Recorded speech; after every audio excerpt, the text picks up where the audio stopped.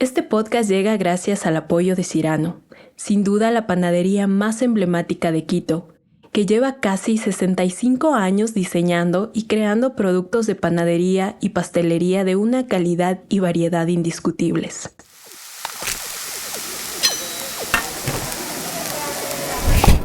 Un caldo, un hábitat líquido que puede ser tan sencillo como agua con sal, o más potente si se lo hace con vegetales, o mejor aún con huesos y cabezas de pescado o con cáscaras de camarón.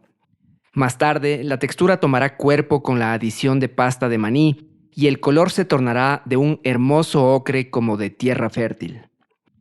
Luego está una copiosa cantidad de ingredientes a la que se le puede atribuir varias significaciones literales y simbólicas.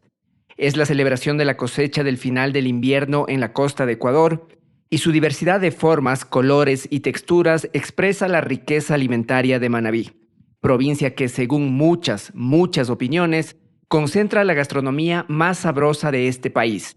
En números, esos ingredientes van de los 13 a los 25, con un promedio de 18 si se hace un análisis transversal de varias recetas. Esos ingredientes son maní, plátano verde y plátano maduro, yuca, zapallo, camote, zanahoria, choclo, habichuelas, achocchas y un tipo de vainitas largas a las que en Manabí se las llama verduritas. A esto se puede añadir pescado, camarón y casi cualquier otro fruto de mar.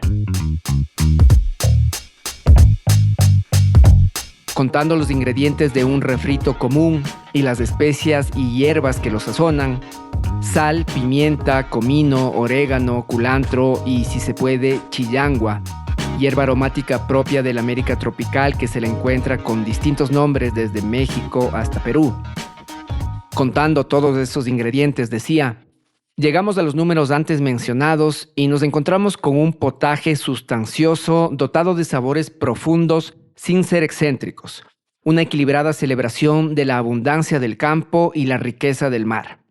Es la comida de domingos en familia en los hogares manabitas y en gran parte de esa provincia reemplaza a la fanesca en Semana Santa. Calórico, copioso, energético, complaciente, saciador. El biche, por todas estas características y todos estos adjetivos, se ha hecho acreedor a los membretes más elogiosos. La sopa insigne de Manabí, la reina de las sopas de Ecuador, la sopa de los dioses. Sin caer en el chauvinismo y alejándome de grandilocuencias vanas, me atrevo a decir que, en este caso, no está lejos de merecerlos todos. Soy Santiago Rosero y esto es Disección de un Plato, un podcast con el que les invito a viajar a los lugares seguros y reconfortantes, pero también a los más inesperados e inquietantes a los que nos puede llevar un plato de comida. Bienvenidos. En 1984, la arqueóloga española Mercedes Guinea Bueno publicó el libro Patrones de asentamiento en la arqueología de Esmeraldas, provincia que queda en la costa norte de Ecuador. En el libro menciona que en los estudios que hizo en la zona de Atacames a mediados de los años 70, encontró un cuenco que contenía los restos de un guiso de pescado con maíz. Este dato ha servido para insinuar, porque difícilmente se lo podría afirmar, que allí habría una huella del origen prehispánico del biche. Lo que sí se puede aseverar es que la cultura que pobló el territorio de Manabí, donde se desarrolló este plato, fue la manteño-huancavilca. Esta cultura no estaba asentada en la zona de Esmeraldas, donde se hizo aquel hallazgo arqueológico, pero su influencia sí habría llegado hasta allí, por lo que se cree que los vestigios encontrados pueden ser el resultado de un acercamiento o un intercambio entre poblaciones. La manteño-huancavilca, por cierto, que existió entre los años 800 y 1531 de nuestra era, fue la última cultura precolombina en la región litoral y la que desde sus poblados costeros vio llegar las extrañas naves españolas por el Mar del Sur. Pero el origen prehispánico que se le quiere reconocer al biche quizás resida más en ciertos ingredientes que efectivamente provienen de esa época que en algo que podría parecer el ancestro del plato. Como señala la historiadora Libertad Regalado en su libro Manabí y su comida milenaria, Se sabe que la cultura valdivia, que se desarrolló entre los años 3900 y 1450 antes de nuestra era, y que fue la primera sociedad de agricultores sedentarios que pobló el territorio que hoy es Ecuador, entre varias otras cosas cultivó y consumió zapallo, maíz y un tubérculo parecido al camote. La historiadora dice también que es muy factible que haya existido yuca, ya que entre los años 6400 y 5000 antes de nuestra era, se encontraron evidencias de su consumo en Perú, con cuyas sociedades tenían contacto las asentadas en nuestro territorio. Y la reconocida antropóloga estadounidense Deborah Persall, especializada en el periodo formativo, es decir, aquel en el que la cultura valdivia vivió su apogeo, da cuenta de la domesticación del frijol por parte de esa cultura. Zapallo, maíz, camote y frijol, todos ingredientes del biche. De ahí en más, las culturas posteriores, hasta la manteño-huancavilca, habrían ampliado la variedad de cultivos y perfeccionado las técnicas con sistemas como terrazas, camellones, que son camas de cultivo elevadas en zonas inundables, y albarradas, que son reservorios artificiales de agua. Digo son y no eran porque esas técnicas milenarias todavía se usan en algunas zonas de la costa de Ecuador. Así, el biche no solo sería una síntesis de ingredientes autóctonos domesticados desde el inicio de la agricultura como una actividad sedentaria, sino también el resultado de la evolución de una serie de sistemas agrícolas cuyo legado sobrevive hasta nuestros días. Desde luego, en ese trayecto se dio el mestizaje, y llegó el punto en que a los ingredientes autóctonos se sumaron los traídos por los españoles, como el plátano, la zanahoria, la cebolla, el comino, el cilantro. Así se construyó esta sopa que es un mundo y un camino, o más bien varios mundos y un camino larguísimo en el que han confluido muchas vertientes que desbordan todo: historia, abundancia, sentido de identidad. Lo dicho, quizá en este caso la grandilocuencia sea justa. Es la reina de las sopas ecuatorianas.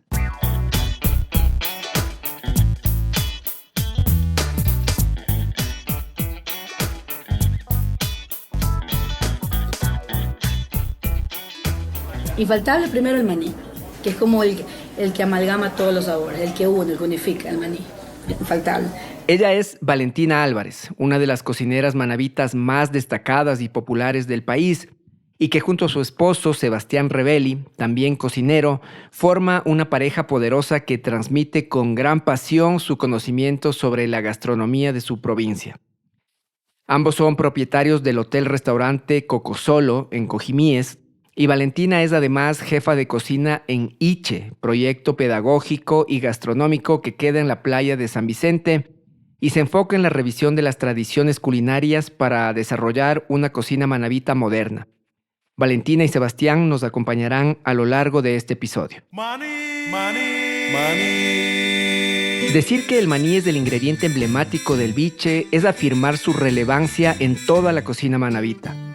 En una investigación sobre esta oleaginosa, Fanny Vergara, otra importante cocinera manavita, señala que a falta de proteína animal, gran parte de la población de esa provincia, sobre todo en el campo, incorporó en su dieta diaria el maní en casi todas sus preparaciones, al punto de que el 80% de la cocina más representativa o de los platos más apetecidos a nivel local y nacional llevan maní.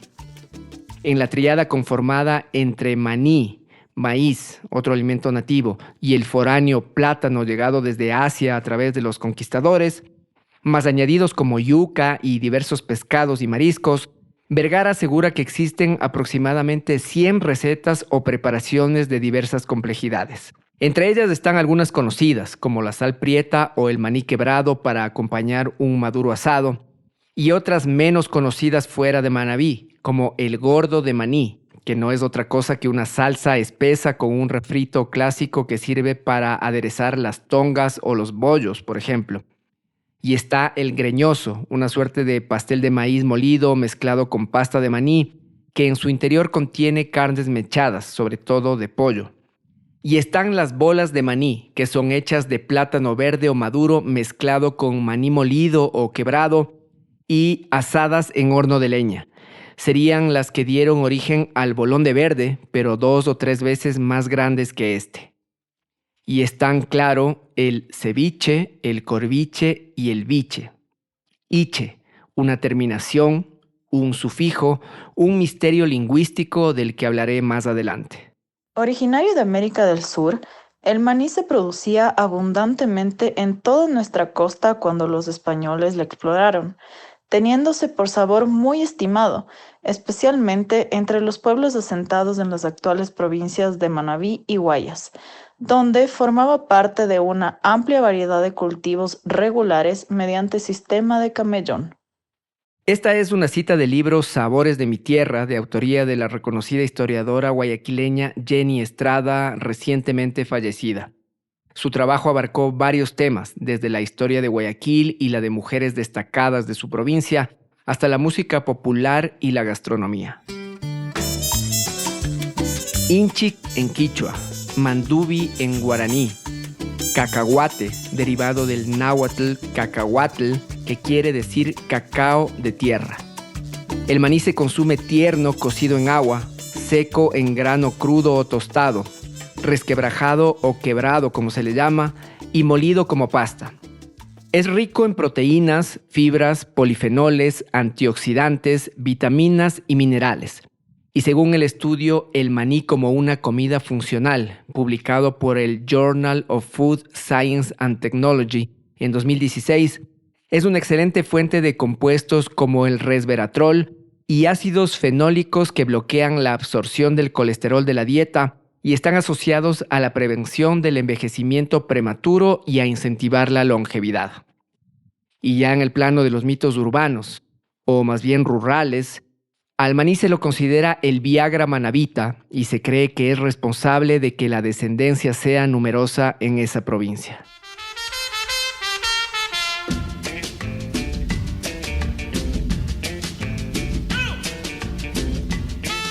No solo el origen del viche como plato es difuso, sino que la etimología de su nombre también queda en el plano de las teorías inconclusas. Una, la más aceptada, aunque más en el campo de la gastronomía que de la lingüística, sostiene que el sufijo iche podría significar maní en alguna lengua aborigen que pudo haber sido hablada por las culturas jama-coaque o manteño-huancavilca.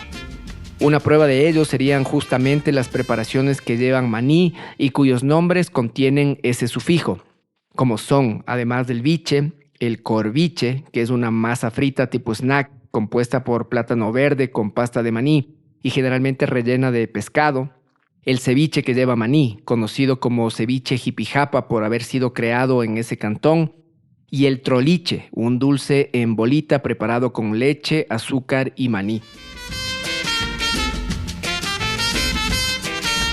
Otra teoría dice que iche significaría comida o algo asociado con comida. De ser así, cabrían otros términos que también contienen ese sufijo y hacen parte del mundo alimentario, como guariche, que es una especie de cangrejo, pechiche, un fruto púrpura similar a una aceituna con el que se preparan dulces, conservas y licores, huanchiche y paiche, peces de agua dulce más propios de la Amazonía. De ahí en más, la terminación está presente también en siche y piche, que son nombres de pueblos aborígenes de lo que hoy es esa provincia, y en nombres de localidades como Mompiche y Viche, que actualmente son parte de la provincia de Esmeraldas, pero que hasta el siglo XIX pertenecían a Manabí. Viche, por cierto, es un cantón de la parroquia Quinindé.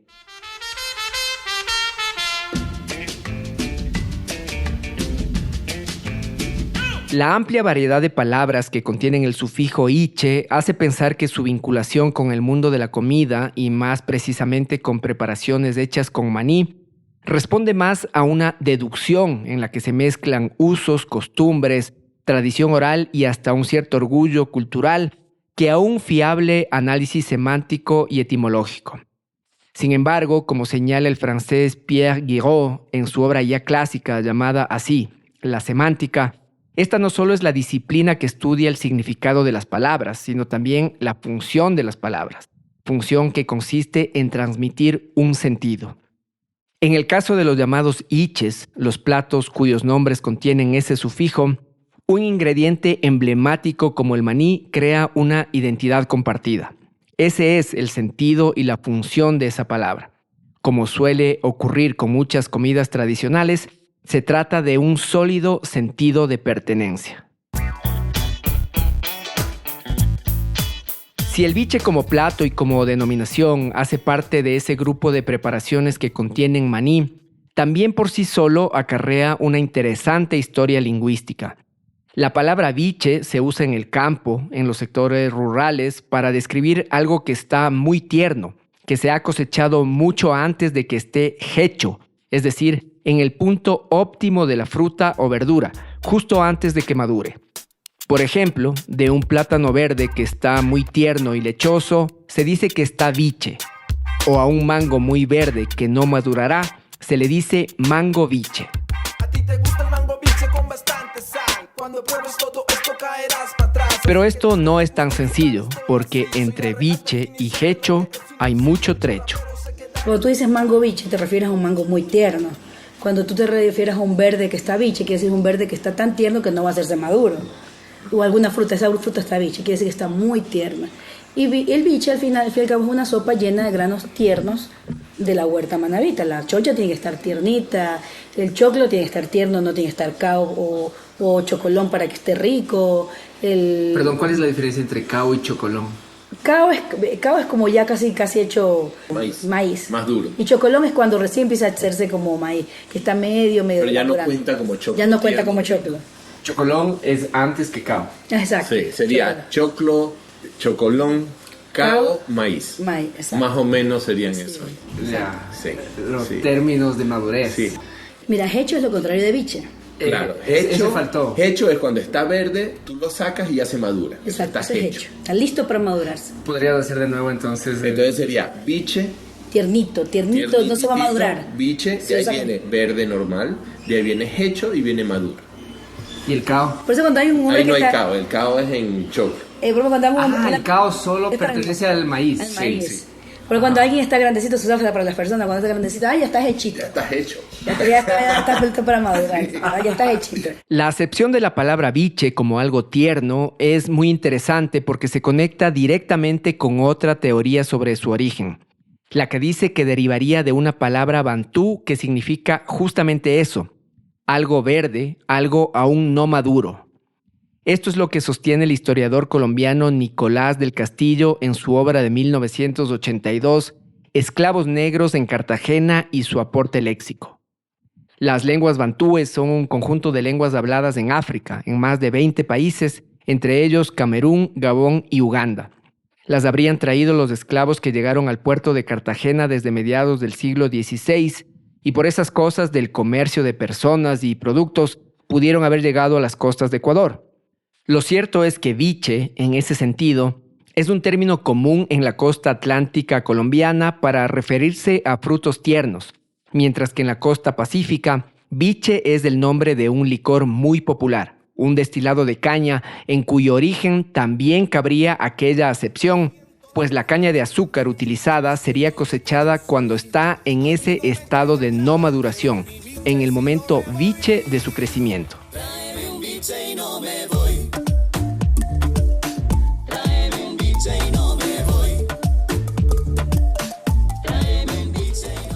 O sea, para mí el biche es una sopa del hogar, de la casa, de encuentro. O sea, era como que tenía mucho significado porque la especialidad de mi abuelita Carmen es el biche. Fue cambiando el ingrediente principal del marisco en el biche de acuerdo a donde vivían. Siempre lo hacían primero con camarón del río. Luego después se pasaron a vivir a Jama.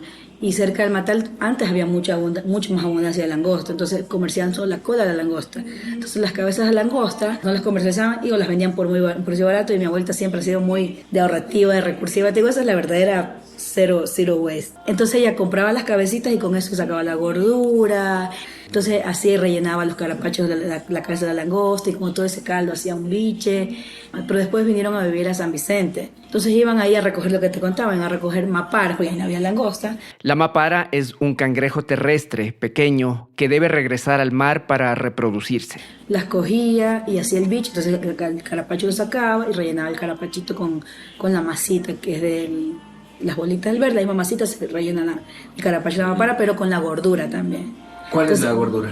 Es como el coralcito del cangrejo, cuando todas les tienen como una cosa como anaranjadita o amarillita, esa es la gordura, que es la parte bien rica, es como dulce, astringente, es bien rico. ¿Y estas cabezas rellenas hacían parte del plato también? Claro. Era un elemento más. Claro, el elemento era como la presa.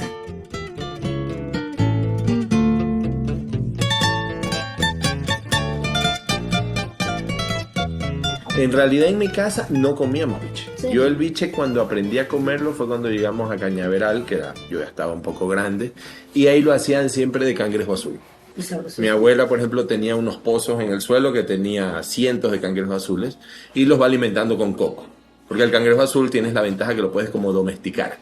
Entonces Como lo la- alimentas y empiezas a hacer una gordura que ya no es ácida, astringente como el que está comiendo monte, sino que es súper dulce. El biche es uno de estos platos que al ser compuesto por tantos ingredientes permite una infinidad de recetas y ahí el juicio de cuál es mejor que otro es bastante subjetivo, Claro. ¿no?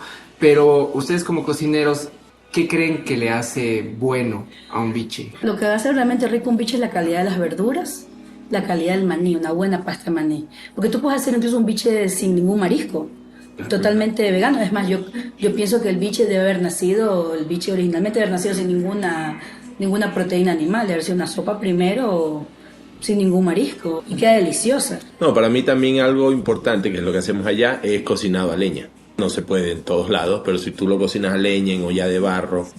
Y aparte es como un ritual, porque cuando la familia probó el biche, no es que tenían pasta de maní. Claro. O sea, mi madre me cuenta que las camas de la casa eran cajones. Entonces en esos cajones estaban llenos de maní, en cáscara, Ya seco. ya seco, para el resto del año. Entonces cada vez que querían comer algo con maní, sobre todo si era biche, que era la época de la cosecha, después de invierno, que está todo recién fresquito, por eso se llama biche, cogían el maní y me decían que los entretenían, pues les ponían a contar cuentos alrededor con el abuelo. Entonces, claro, los tenían bobados mientras otros pelaban maní. Entonces, esto era un trabajo que comenzaba el día anterior, a dejar tostado el maní, a dejarlo molido, ya dejar pelar las habichuelas, algunas cosas avanzadas para el día siguiente tener este biche. ¿Cómo me dices lo de las cajas, las camas? Que Las camas eran como cajones. ¿Haz cuenta? Imagínate O sea, las un baúl, camas, ¿sí? sí, las Así camas donde de pones dormir. el colchón. Imagínate un baúl con forma de cama. Ajá. Y arriba estaba Entonces el- sacabas el colchón, abrías la tapa Y estaba lleno y ahí de... era como donde se guardaba.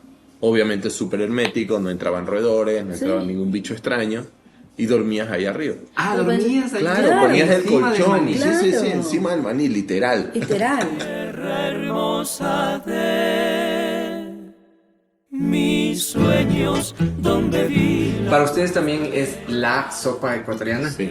Para mí es Sí. o sea, para mí es perfecta, porque en un solo bocado tienes lo dulce, lo salado, lo cremoso, lo untuoso, lo ácido que le aportan ya los vinagres, que le ponen vinagre de guineo, lo aromático de las especies, lo contundente. Para mí es perfecta. Es una sopa perfecta. de tus vívidos paisajes, no me olvido Manabí. Y a todo esto que hemos hablado, ¿cuál es la relación, la importancia, la presencia que tiene en toda esta tradición el horno manabita? Digamos, o sea, el biche evidentemente se lo puede hacer en una cocina convencional, pero ¿qué pasa cuando se lo hace en horno manabita? Más allá de solo lo culinario, digamos. Lo que pasa es que como yo lo veo, hablamos, por ejemplo, mi abuelo en el año 30 tenía la finca, mi abuelo era clase media alta y empezó a traer las primeras cocinas de queroseno, pues no había ni siquiera de gas. Y ahí empezó el cambio de relegar el horno manabita y empezar con las cocinas. Pero antes de eso no había opción. O sea, el ingrediente, leña, horno, humo, era básico, no solo en el biche, sino en todas las comidas. Entonces, por eso es que cuando lo haces en horno manabita, no solo tienes un sabor diferente y mucho más rico, más complejo, sino que despiertas este recuerdo. Y aparte se asocia al preparativo de los ingredientes, porque el maní se tuesta dentro de la olla de barro, que eso hay que conocer perfectamente la temperatura, tostarlo, y es un proceso en el horno. Y para pelar los granos, siempre hay un montón de nietos, niños en la casa, contándoles cuentos, que pelando el maní, que desgranando el choclo, pelando el choclo para tener las mazorcas, todo pasaba alrededor del horno. Es que el horno va trayendo todo. El Claro, horno cuando es están- el ferrocarril que jala los vagones. Es el núcleo que se usa, porque de ahí sale todo, emana todo, ¿te acuerdas? Te acuerdas de los cuentos, te acuerdas de las comidas, te acuerdas de las técnicas, te acuerdas de un personaje, de alguna fiesta, te acuerdas de todo. Y ahí se conserva, porque mientras el horno está prendido, se siguen manteniendo esas tradiciones, porque si no, imagínate que el horno hubiera desaparecido. ¿Cuántas recetas no se hubieran perdido? ¿Cuántas? Yo creo que para mí la suerte que tuvo el horno fue el terremoto. Ajá. Para mí. La gente volvió a cocinar ahí. Porque nadie quería entrar a la cocina. Dile a Vale, entra a cocinar allá como Tenía solo. miedo, Cocina ¿no? oscura, te mueres ahí adentro. Acuérdate que se cayeron todas las casas. Entonces, los que pudieron inmediatamente se fueron a sus fincas o al campo. Y volvieron a prender sus hornos. Y volvieron a aprender. Nosotros hicimos ahí, improvisamos un horno afuera y ahí era que cocinaba. Vale para todos. Entonces volvimos al tema, cocinar con leña, cocinar con horno y cocinar para grupos grandes familiares. Qué interesante, ¿no? Que Y ante eso pasó totalmente ante en Manaví. La tragedia Y se la pandemia recuperó también. Y este la pandemia elemento tan- también. La pandemia se fue al campo y otra vez. Porque el fuego mataba teóricamente el virus Ajá. y estaba como tu Y todo. zona séptica. Sí. Ajá. Y antes del terremoto, la tradición del horno estaba un poco perdida. Yo Era dir- como yo muy de diría campo, totalmente como perdido. desdeñado, sí. Sí. Porque, o sea, sí, era en el campo y siempre era en el campo que se usaba muy de vez en cuando o para nido de las gallinas.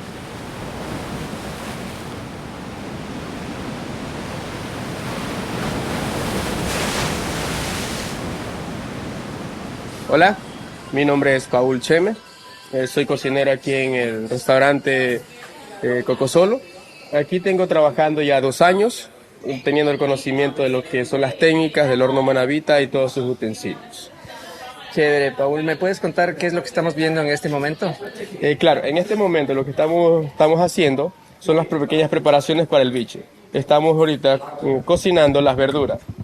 La yuca, tenemos lo que es el zapallo, tenemos también lo que es el camote y el choclo manaba. Eso vamos a cocinar en este momento en la misma agua para hacer lo que es el biche. Los cocinas por separado porque Y cada todo- uno tiene un tiempo de cocción distinto. Perfecto, muy bien como usted lo acaba de decir. Ahora me doy cuenta que quizá valga hacer una descripción del horno manavita porque puede haber mucha gente que no conozca. Es básicamente un cajón que tiene un marco de madera, ¿no es cierto? Que tendrá tal vez 1 metro de alto, sí, desde el piso, y tendrá 2 metros de largo y casi 2 metros de ancho también, ¿no es cierto? Entonces es un gran cajón que está relleno de arena. De arena. A ver, es importante recalcar que esta cajita que nosotros le conocemos como horno manaba, siempre va a estar rellena dependiendo del lugar en donde se encuentra.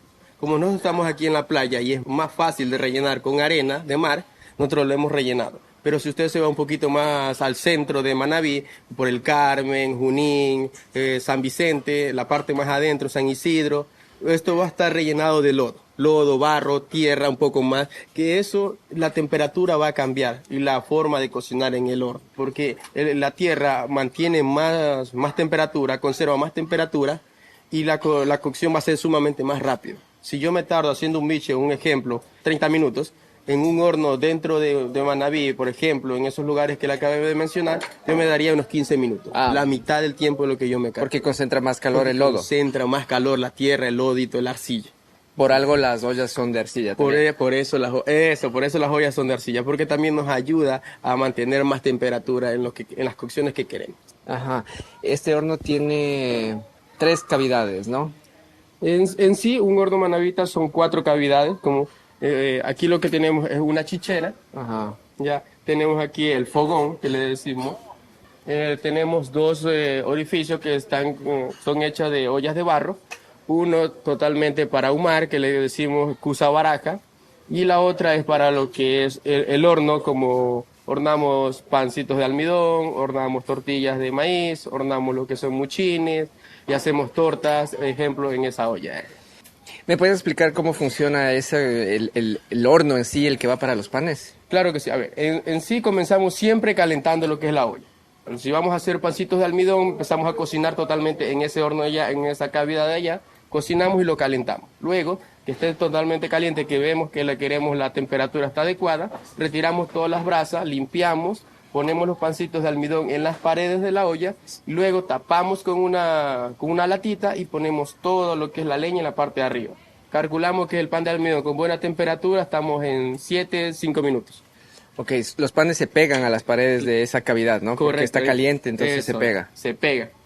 Luego, ¿qué se hace con toda la ceniza que se genera por la leña? Nosotros ocupamos la ceniza para muchísimas cosas. Dentro del horno manavita, así como usted lo puede ver aquí, utilizamos para el peinado del horno, para tratar de que el horno coja una textura bonita y que vamos rellenando todos estos filos para que no se nos caigan las ollas o que mantenga siempre limpio y desinfectado, porque la ceniza ayuda, forma de desinfectar el horno, a que no le caiga hormiga, a que no lleguen moscas, así como usted lo está viendo. Ajá. Y otra, que ocupamos la ceniza para lavar las ollas. Con la ceniza y una esponjita o un lustre le sacamos todo lo que es la tizna que tiene la olla. Ajá. Y volviendo a la preparación del biche, ¿qué pasa una vez que estés con todos los ingredientes cocinados por separado? Luego lo que hemos hecho nosotros es ir cocinando las langostas. Aquí mi compañero, don Sebastián Rebelli, estamos sacándole las cabecitas, sacando las carnes de la langosta, porque el biche en sí va a variar de bastante. Puede ser de pescado, puede ser de camarón. Nosotros hemos decidido hacerlo de langosta. Ajá. Y luego vamos a coger, a poner maní, para poner a hervir lo que es la basecita del biche. ¿Y el caldo? O sea, el agua donde se cocinaron las langostas va a ser en sí el caldo de la sopa. El caldo de la sopa, sí. Ajá. Con eso lo podemos diluir un poquito de maní y lo ponemos a servir nuevamente para que quede rico, quede sabroso.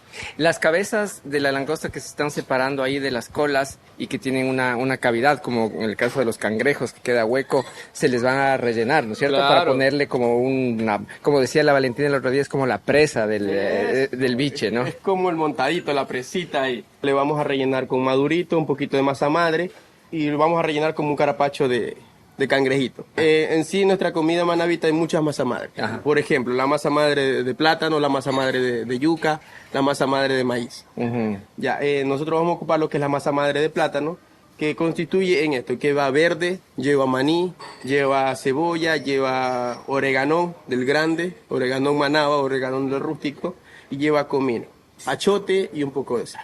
En crudo. Para la masa madre, todo eso lo que acabé de mencionar va a estar en crudo. Y eso es llamada así masa madre porque con eso se puede preparar muchas cosas. Mucha A partir de variedad. eso. A partir de ella nosotros sacamos lo que son cazuelas, sacamos lo que es corviche, lo que son tortas, lo que son bollos, lo que son tamales de concha.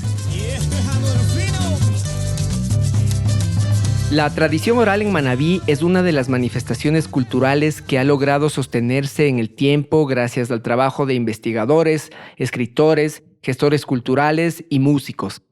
A eso se debe que se pueda disfrutar en ocasiones alrededor del horno manabita de cuentos, leyendas, mitos, refranes, chigualos, adivinanzas y amorfinos.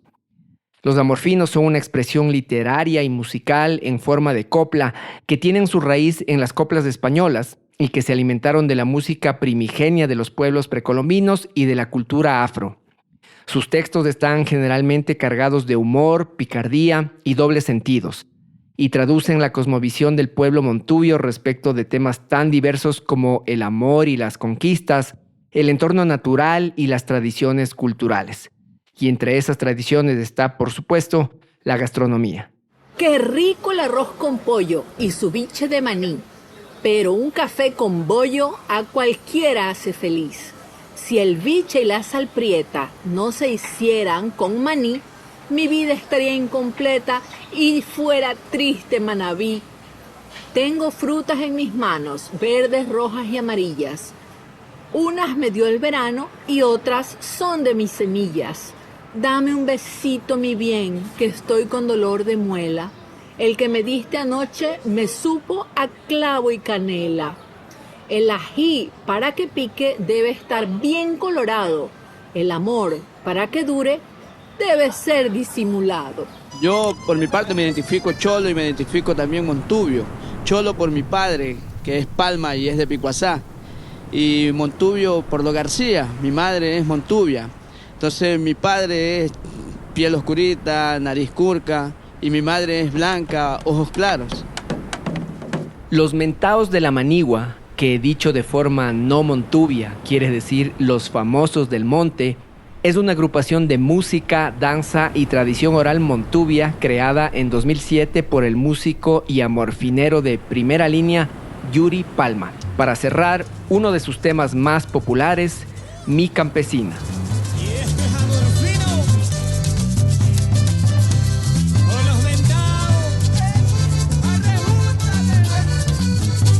Yo tengo una campesina, yo tengo una campesina, yo la tengo allá en mi rancho. Es una negra doble ancho, es una negra doble ancho que se llama Josefina. Yo tengo una campesina, yo tengo una campesina, yo la tengo allá en mi rancho. Este podcast llegó gracias al apoyo de Cirano, sin duda la panadería más emblemática de Quito, que lleva casi 65 años diseñando y creando productos de panadería y pastelería de una calidad y variedad indiscutibles. Encuentra sus productos en sus locales o en su tienda en línea www.cirano.com.es. Disección de un plato es dirigido, escrito y narrado por Santiago Rosero. La edición y el diseño de sonido son de José Alejandro Salgado. Ruido EC. La música original de cortina es de Miguel Sevilla. El resto de música utilizada, así como los audios y las referencias bibliográficas, constan en las notas de este programa. La identidad gráfica fue creado por Osvaldo Terreros Herrera. La voz de las menciones publicitarias y los créditos es de Andrea Portillo.